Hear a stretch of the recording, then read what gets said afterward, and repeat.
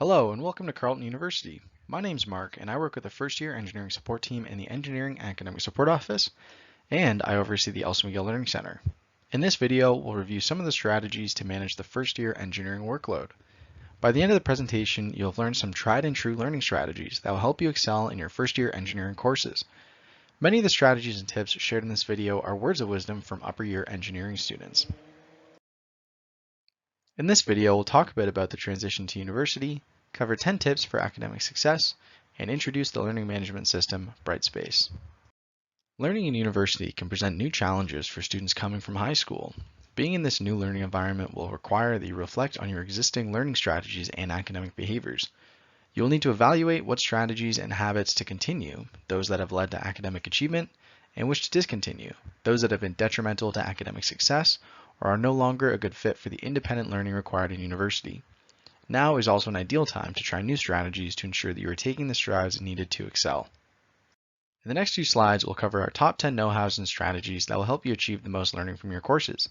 Let me first start by saying there are no shortcuts or substitutes for really learning and being able to apply the content taught in your courses. Embracing a learning outcome mindset versus a grade outcome mindset is a good place to start when it comes to your engineering studies. Tip number 1 is to know what's expected of you. In order to excel in engineering courses, you need to have a firm understanding of what the expectations are. These are both course-specific expectations, such as deliverables, deadlines, or midterm or test dates, and also program-specific expectations. For example, needing to earn a C- or higher grade in all of your eCore 1040X classes in order to continue into second year. It's also important that you have clear expectations for yourself. Set some specific short-term goals that you know are achievable and work towards them every day. We'll talk more about this in tip number 4. Tip number 2 is to work hard. I think any engineering student will tell you that if you want to succeed in courses, really learn the material, and earn solid grades, you need to work hard. There's no substitute for time on task. Not only do you need to acquire knowledge of course concepts, but you also need procedural knowledge, the ability to apply your course concepts to solve a variety of problems. And the key to acquiring procedural knowledge is, you could probably guess, consistent effort. Tip number 3 is organization is key. One of the most important high-level strategies for university learning is to be organized. Make that very organized, and staying organized throughout the term. This means using an agenda, calendar, to-do list, reminders, post-it notes around your room, or alarms. Whatever systems help you stay aware of goals and priorities on a daily, weekly, monthly basis. Use them. And don't forget about your course outlines. These are like mini planners for each course with important dates, deadlines, chapters, or topics covered each week, grading schemes, and resources to help you succeed in that course. Planning your week and having daily reminders of tasks that need to be completed can help relieve the mental stress of juggling your to-do list in your head. Tip number 4 is to get into a learning rhythm. One of the most helpful resources when it comes to university learning is the study cycle. Getting into this rhythm will help you keep up learning course content and be able to identify when you need extra help with a particular course or topic.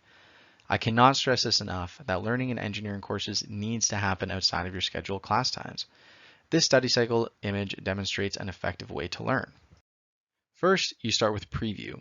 Well in advance of class, not just 10 minutes before, it's important to know what topics are being covered in that day's lecture. Jot down examples, questions, or concepts, and think of the related topics. Next, attend. That is, attend every class and be actively engaged. Take detailed notes. Even if your professor uses slides, highlight examples, make note of practice problems, and ask questions. Next is review. After class, check over your notes. Add in material and examples that you didn't have time to make note of during the lecture or lab, and then make note of any questions you need to get answered during office hours.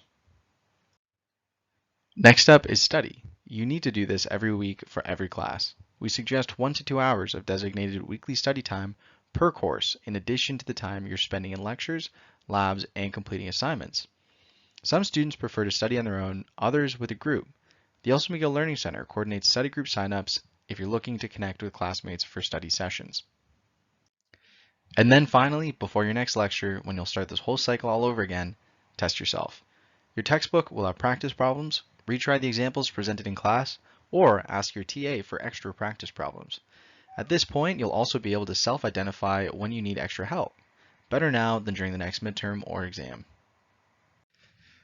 Tip number 5 is attend every class. This one is so important we needed to mention it twice. And for asynchronous or unscheduled online sections of courses that allow you to watch the lectures whenever you want on your own schedule, it's good practice to set aside a specific time to watch this content and you should always do your best not to fall behind.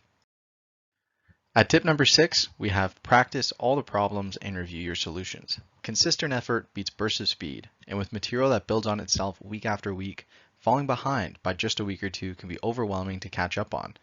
Asking friends or family around you to hold you accountable is a great way to help build a support network of accountability around you.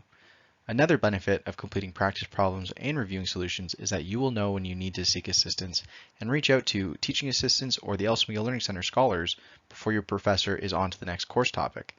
I can't stress enough the importance of asking for help. It can be a little intimidating at first, but there are services and support at Carleton that are here to help you succeed. Tip number 7 is maintain a work-life balance.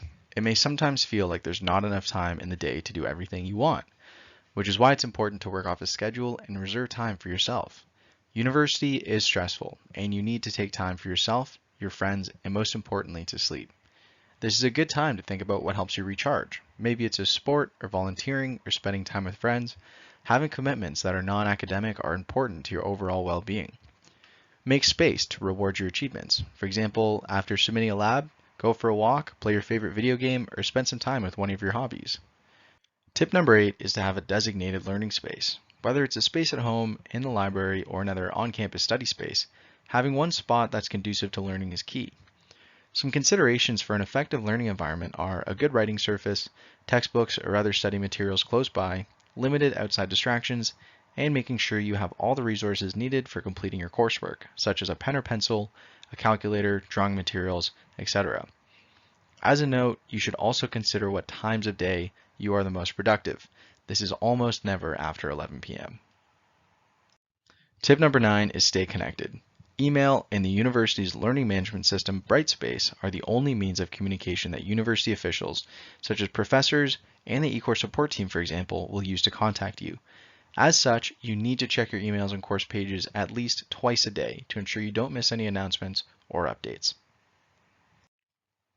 Finally, tip number 10 is to form a support network. Connect with your peers in your courses. If you're online only, you could make use of the first-year study group matching service offered by the Elsmega Learning Center. If you have questions, make use of the TA's and instructor's office hours. The hours set aside are to be used by students, so go out and use them. Take advantage of additional resources offered by the university, whether it be teaching assistants, instructors, peer-assisted study sessions, the Elsmega Learning Center, or otherwise. These resources exist to help you succeed, but often go underused.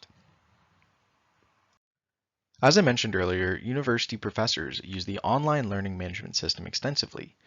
This is your access point for all your course materials. The system Carleton uses is called Brightspace, and you should bookmark it if you haven't already.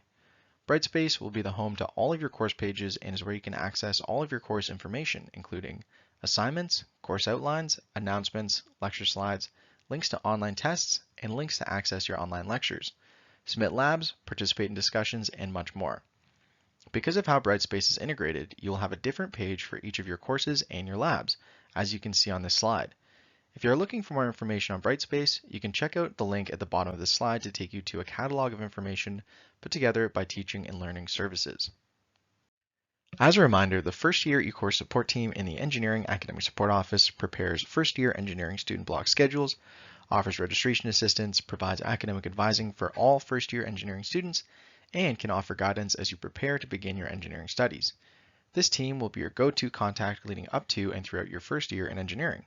Everything from school supplies, dates and deadlines, prerequisites, registration changes, to finding help with courses, the first-year engineering support team is keen to assist.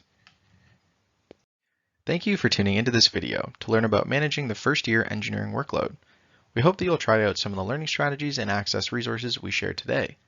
And finally, subscribe to our YouTube channel to get notifications on new first-year engineering prep videos we'll be posting throughout the year. These videos will provide some helpful tips on navigating your first year of engineering here at Carleton University.